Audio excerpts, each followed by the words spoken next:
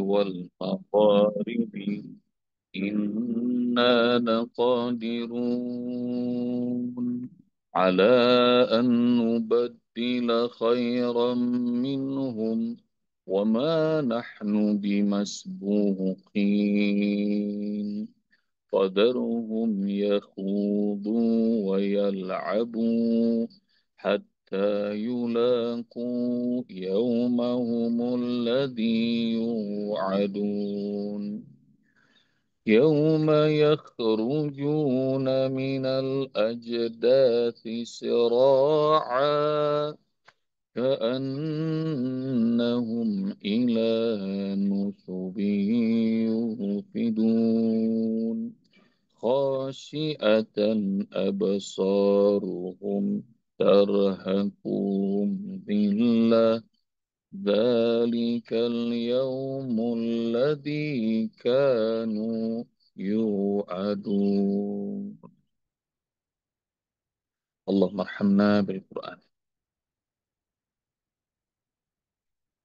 خاشئة أبصارهم ترهقهم ذلة ذلك اليوم الذي كانوا يوعدون. Aku bersumpah Allah Subhanahu wa taala bilang dengan diriku yang dialah pemilik tempat-tempat terbit dan tempat-tempat terbenam. Sungguh kami mampu untuk mengganti mereka dengan generasi yang lebih baik lagi dan kami tidak akan pernah kalah. Maka biarkan Muhammad mereka tenggelam dan bermain dalam kemaksiatan hingga nanti mereka bakal menemui hari yang dijanjikan untuk mereka. Di hari itu mereka keluar dari kubur dengan bergegas, panik, kalut, seperti dulu mereka datang kepada berhala-berhala mereka. Di hari itu mereka bakal tertunduk, malu, penuh kehinaan. Dan itulah nasib mereka di hari yang dari dulu mereka sudah diancam, dijanjikan. Ayah bunda pernah nggak hadir dalam acara penting, resmi, terus salah kostum? Pernah nggak saltum, salah kostum? Pernah Usbab. Saya ketemu sama salah seorang manusia terkaya di Indonesia. Diundang. Terus gua pakai baju putih kayak gini. Pakai tangan pendek. Sebelum itu makan di rumah Padang. Eh, itu baju putih ketumpahan sama kuah. Mending dikit, banyak lagi ya bener. Jadi, Masya Allah. Celakanya, gawatnya lagi nih, ayah bunda. Di mobil nggak ada tuh, lagi tumin-tuminin nggak ada baju ganti. Bayangin ketemu salah satu orang terkaya di Indonesia, pengen ketemu Usbok ngomong tentang entrepreneurship buat buat para santri dan mahasiswa kita. Dia nyiapin waktu, pengen ngobrol dan kami datang berdua, saya ditemani seseorang. Nah beliau langsung terima tuh baju saya tuh, masya Allah. Terus saya bilang sama kawan saya, ini kita lanjut apa enggak nih baju begini? Kata beliau, lah orang udah disediain waktu sebab katanya. Misal tuh di hari ketemu makhluk yang mulia aja, kalau ada noda itu aneh itu ya bunda. Yang lain bajunya bagus-bagus, di acara penting, kita bajunya sembarangan. Masuk aja ke ruangan semua orang pada ngeliatin itu pasti. Sama, saya datang ke kantornya, mulai dari security, mulai dari asistennya, semuanya pada ngeliat ini orang gila bagaimana nih. Ketemu bos kita bajunya puas semua. Dan saya sampai bilang, mohon maaf nih Pak, Saya nggak ada baju lagi, ini kecelakaan. Nggak apa-apa Ustaz, nggak apa-apa, kata beliau. Jadi Masya Allah, mungkin selama pembicaraan dia ngeliatin baju saya terus. Ah, sama tuh ya benar. Khosyiatan absoruhum tarhakum zillah. Sebenarnya nggak ada masalah. Cuma baju tuh jadi rasa kita diri jadi hina banget tuh. Hanya gara-gara salah kostum. Nanti juga begitu ya Bunda. Bakal ketemu Allah yang maha mulia, Allah yang maha agung, Allah yang maha lembut, Allah yang maha penyayang, Allah yang segala-gala. Belum juga diputusin hukumannya, khasyiatan absoruhum udah nunduk, malu. Tarhakum dillah, rasanya dihina, nyesel, nyesel saya, nyesel, nyesel. Ya kayak begitu tuh, ya Bunda. Kalau salah jalan, dikasih usia puluhan tahun di bumi, eh salah jalan, nyesel. Nggak usah dipanggil ketemu Allah. Dipanggil ketemu atasan aja, dipanggil ke ruangannya, kalau kita tahu kita udah salah, udah serba salah, udah mau menghadap segala macam, udah tahu kita serba salah. Dan itu tuh pasti, saya dikali omong latihan, aduh, itu udah dari dulu dijanji oleh Allah Subhanahu Wa Taala. Udah dengar kita, nggak cuma dalam Al-Quran kitab suci kita, hampir semua kitab suci yang samawi yang dari langit seperti Taurat, Zabur, Injil, Al-Quran maupun kitab-kitab suci yang lainnya ada tuh bicara tentang hari pembalasan. Zalika al-yawmul ladzi kanu yu'adun. Nanti pasti bakal berjumpa dengan Allah. Belum juga diputusin, belum juga Allah Subhanahu wa taala murka, udah ketakutan. Nyesel. Wujuhu yawma idzin khashi'ah, amilatun nasibah, tasla naran hamiyah, tusqa min ainin aniyah. Jadi khusyuk, ayah bunda, bagusnya lagi di dunia. Kalau khusyuk nanti di akhirat nggak guna. Kalau di akhirat ntar mah ngelihat wajah Allah kita semuanya pengen. Maka khusyuk itu nudukin pandangan di dunia. Khusyuk dalam sholat, khusyuk dalam zikir, khusyuk dalam ibadah. Nggak perlu khusyuk nanti di akhirat. Kalau di akhirat nanti lihat mandang Allah. Innakum satarawna rabbakum. Kalian nanti bakal langsung memandang Rob kalian seperti kalian memandang bulan purnama di waktu malam. Nanti ayah bunda cari hadis kabar gembira dari Rasulullah. Kalian bakal memandang Rob kalian seperti kalian memandang indahnya sinar bulan purnama di waktu malam. Biasanya kalau lagi bulan purnama, nih dikit lagi nih. Jadi ayam mulbit, langit gelap, kita lihat dulu kalau belum ada polusi cahaya, belum ada listrik. Semua orang menantikan tuh bulan purnama. Jadi mandang tuh nikmat, indah. Terang tapi tidak menyilaukan. Terang tapi dalam hati membuat damai. Pandang sepuas-puasnya. Lalu kemudian para sahabat mengatakan, bagaimana caranya ya Rasul agar kami bisa terus bisa memandang Rob kami nanti di surga. Bunda pengen nggak bisa natap Allah terus menerus di surga? Pengen. Bagus, Bob. Pengen banget, Gus Bob. Dikasih tahu sama Rasulullah caranya. Maka biasakan. dawamkan oleh kalian dua sholat waktu dingin, sholat subuh dan sholat asar tepat waktu. Yang bisa mengerjakan itu menjaganya sholat subuh, sholat asar tepat waktu.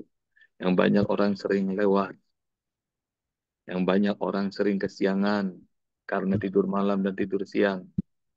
Sholat subuh dan sholat asar, jaga, maka kalian nanti bisa memandang terus menerus Rob kalian. Gak usah mandang Allah. Mandang Baitullah aja nangis mulu kita. Benar nggak? Ya benar. Rasulullah SAW bilang, nanti cari itu ya hadisnya. Memandang Allah seperti mandang bulan purnama yang indah di waktu malam. Dan supaya bisa caranya sholat subuh, sholat asar. Jagain. Sholat yang lain nggak usah jagain. Jagain. Tapi maknanya sholat subuh dan sholat asar tuh ya bunda. Nah tepat waktu. Belum azan, udah siap.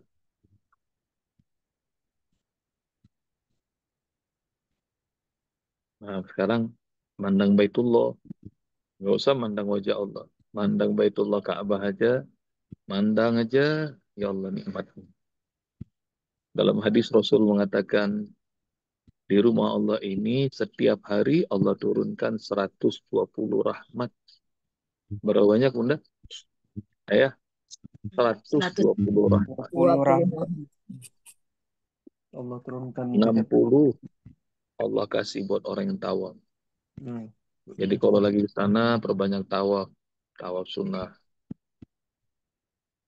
40 rahmat Allah berikan buat orang-orang yang sholat, ruku, berdiri, sujud. Dan 20 Allah berikan linnadirin buat mereka yang memandang. Natap Ka'bah aja, Baitullah aja, Masya Allah, getar. Baru natap Baitullah tuh. Ini makhluk yang diciptakan oleh makhluk Allah. Yang dibuat oleh Ibrahim dan Ismail, anaknya. Mengandang Baitullah aja getar hati. Maka doa memandang Baitullah itu Allahumma zid hadzal baita tasyrifan wa ta'ziman wa takriman wa birra wa zid man syarafahu mimman hajjahu wa itamarahu tasyrifan wa takriman wa birra. Ya Allah, tambahkan untuk Baitullah ini kemuliaan, keagungan, dan kebaikan. Dan tambahkan buat semua orang yang datang ke sini berhaji maupun umroh. Tambahkan mereka keagungan, kemuliaan, dan kebaikan. Jadi mandang Baitullah itu, Masya Allah, dahsyat. Baru mandang Baitullah aja, 20 rahmat Allah bagi. Apalagi mandang Allah. Nah ini ya bunda, di dunia orang-orang Ustaz, beriman khusyuk. Pandangannya ditundukin. Nanti di akhirat, wajah mereka mana natap Allah terus. Tapi sebaliknya, orang-orang yang tidak taat sama Allah, di dunia mah kemana-mana matanya. Tapi di akhirat ntar malah khusyuk.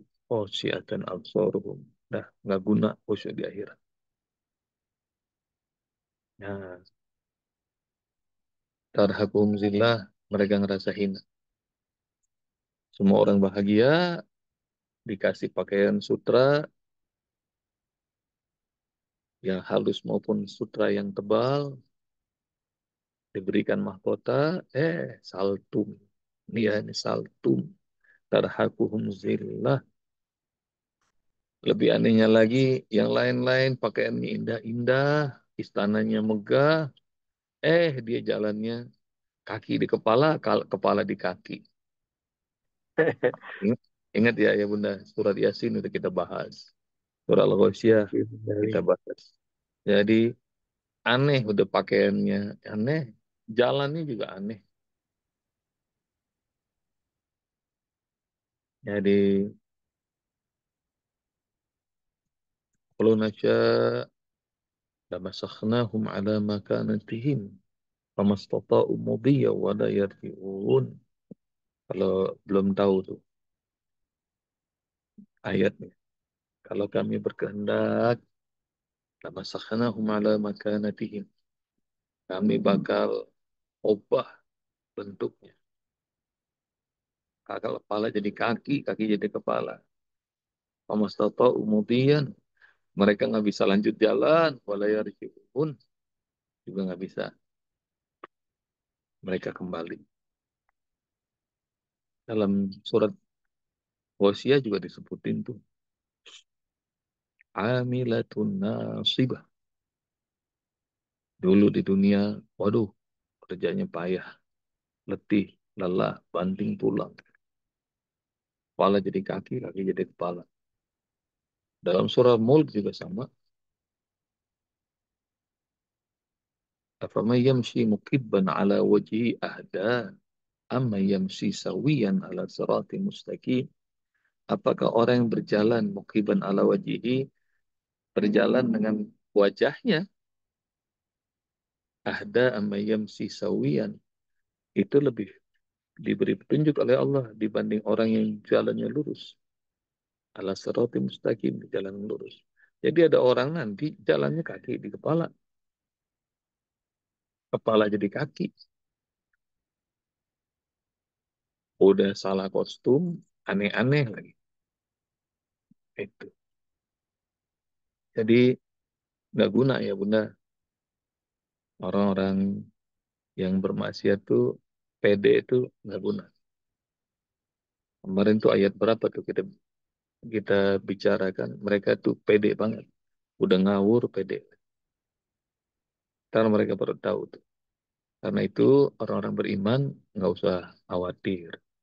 Kalau ada orang salah tapi pede nyepol, nanti ayah bunda bakal ngeliat dalam surat Ghafir, surat 40. Ada ucapan Fir'aun sama ucapan Musa. Sama-sama mengklaim mereka benar. Cari ya, ucapan Fir'aun dan ucapan Musa. Fir'aun ngomong gini nih. Waqala Fir'aunu daruni aktul Musa waliyad'u rabbah. Fir'aun bilang, biarin. Aku sendiri yang nanti bakal bunuh Musa. Dan dia boleh panggil Tuhannya. Ini akhafu ayyubaddila dinakum. Aku khawatir, kata Fir'aun, nanti dia bakal ganti agama kalian. Au ayyuzhira fil ardil fasad, atau nanti Musa bakal membuat kerusakan di muka bumi. Lihat nih ucapannya Fir'aun. Hebat. Fir'aun ngaku paling benar. Terus Musa jawab, waqala Musa, inni ustubi rabbi wa rabbikum min kulli mutakabbir, la yu'minu biyaumil hisab. Dan Musa berkata, aku berlindung kepada Robku dan Rob kalian dari setiap orang yang sombong tidak beriman kepada hari hisab. Bunda, pokoknya orang yang ngawur juga pede banget, dia paling benar.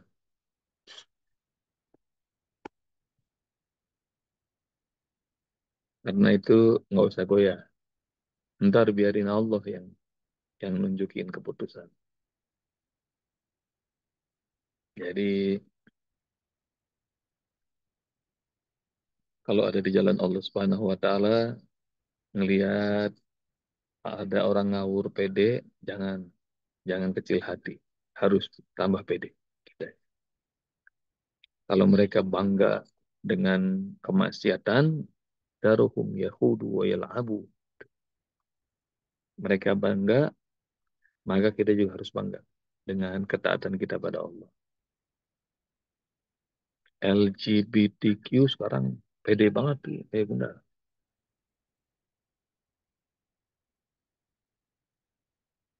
Jadi jangan kecil hati, jangan malah nerima. Nanti ayah bunda kalau ada nauzubillah, ada LGBTQ di keluarga atau di lingkungannya, nggak usah pakai takut-takut, harus keras, lawan, lawan. Maka kalau kita nerima, nanti murka Allah buat semuanya. buat mereka yang pelaku maksiat, dan kita juga yang mentolerir bakal dapatkan murka Allah Subhanahu wa taala. Balik khasyiatan absaruhum tarhaquhum zillah. Mereka yang pede nanti bakal nunduk pandangan, dan mereka ngerasa hina di hari di mana Allah janjikan ancamannya buat mereka semua. Alhamdulillah ya Bunda, udah kelar surah Al-Ma'arij, dan nanti kita lanjut lagi surat Al-Haqqah. Dan Al-Haqqah ini suratnya wow, keren banget.